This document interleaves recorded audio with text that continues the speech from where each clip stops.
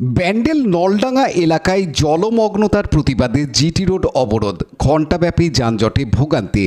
হুগলি জেলার ব্যান্ডেল নলডাঙ্গা এলাকায় আজ সকাল থেকে দেখা গেল উত্তাল চিত্র। কোদালিয়া ২ নম্বর গ্রাম পঞ্চায়েতের অন্তর্গত নলডাঙ্গা কলোনি অঞ্চলের বাসিন্দারা দীর্ঘদিনের জলমগ্ন সমস্যার স্থায়ী সমাধান না হওয়ায় আজ সকালে জিটি রোড অবরোধ করে বিক্ষোভে সামিল হন। প্রায় ২ ঘণ্টা ধরে অবরুদ্ধ থাকে ব্যস্ততম ব্যান্ডেল চুঁচুড়া সংযোগকারী এই প্রধান সড়কটি। সকাল 8:30 নাগাদ শুরু হওয়া এই বিক্ষোভে অংশ নেন শতাধিক এলাকাবাসী। তারা রাস্তার উপর বাঁশ, দড়ি ও প্ল্যাকার্ড নিয়ে বসে পড়েন এবং বিভিন্ন স্লোগানে প্রতিবাদ জানান। ফলে ব্যান্ডেল থেকে চুঁচুড়া এবং হুগলির মধ্যে যান চলাচল পুরোপুরি স্তব্ধ হয়ে যায়।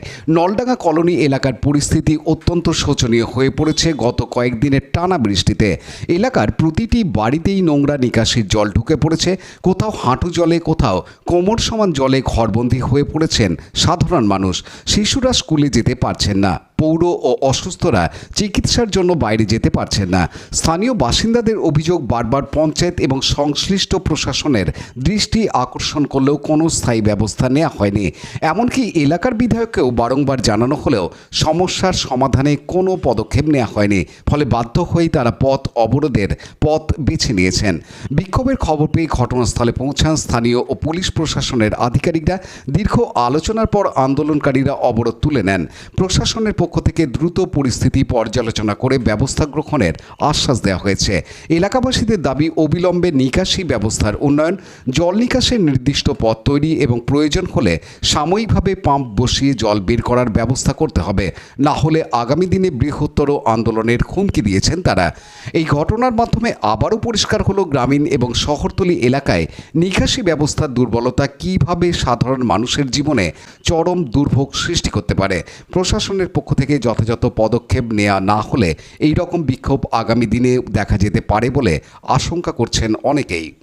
এই একই অভিযোগ উঠছে বারবার করে, নলডাঙ্গা বলছে, মানে কোদালিয়া বলছে আপনাদের পঞ্চায়েতের দোষ, আপনারা বলছেন এই পঞ্চায়েত। আমরা বলছি না কি কোদালিয়া দোষ আছে। যদি আমাদের সহযোগ চায় আমরা নিশ্চয়ই করব। যদি কোদালিয়া পঞ্চায়েত, ব্যান্ডেল পঞ্চায়েত দিয়ে সহযোগ চাইলে আমরা নিশ্চয়ই ওনাকে সাপোর্ট দেব। জল নিকাশি ব্যবস্থা তো করতেই হবে। মানুষ বাড়ি বাড়িতে জল আছে। কোদালিয়া পঞ্চায়েত, ব্যান্ডেল পঞ্চায়েত জয়েন্ট ভাবে মুভ করুক, জলটা বেরিয়ে যাবে। কি কারণে এটা হচ্ছে কি বুঝতে পারলেন? হ্যাঁ, লো লাইন আছে এখানে। সমস্যাটা কি দেখবেন? যদি সমস্যাটা তো দেখুন, আনঅথরাইজ কনস্ট্রাকশন হয়ে রয়েছে বেশ কিছু, আর ব্লকেজ তো রয়েছে। সারা ত্রিপুরা শহরে এই অবস্থা, এবং পঞ্চায়েতগুলো তো বিশেষ করে সব জায়গায় আনঅথরাইজ কনস্ট্রাকশন রয়েছে। এই ব্যাপারে কিছু বলতে চাই না এই মুহূর্তে। আমরা দেখছি কতটা কি করা যায়, অবশ্যই চেষ্টা করা হয়। সব সময় ঘরে জল ঢুকে থাকে, সব সময় একটু বৃষ্টি হলে বৃষ্টিতে ঘরে জল ভরে থাকে। আমরা বাচ্চা কাচ্চা নিয়ে খুবই অসুবিধা।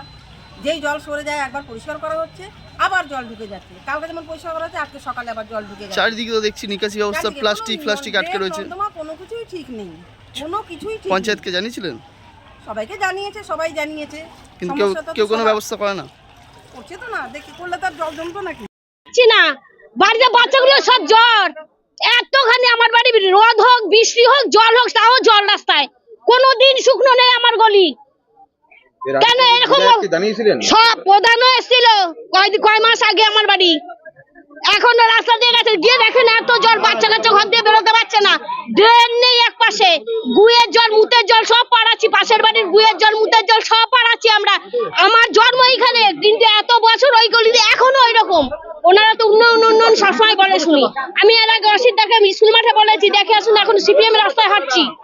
রাস্তা একদম নিচু, বৃষ্টি হবে না, কিন্তু লোকের নোংরা জল, গুয়ের জল ওই রাস্তায় এরকম দাঁড়িয়ে থাকে। তাহলে আমরা কি করে যাই বাচ্চা কাচ্চা নিয়ে, বলুন?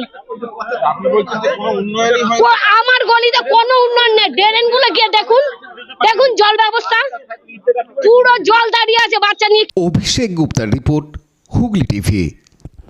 লাইক, শেয়ার, সাবস্ক্রাইব করুন হুগলি টিভি। খবর এখন বুক পকেট।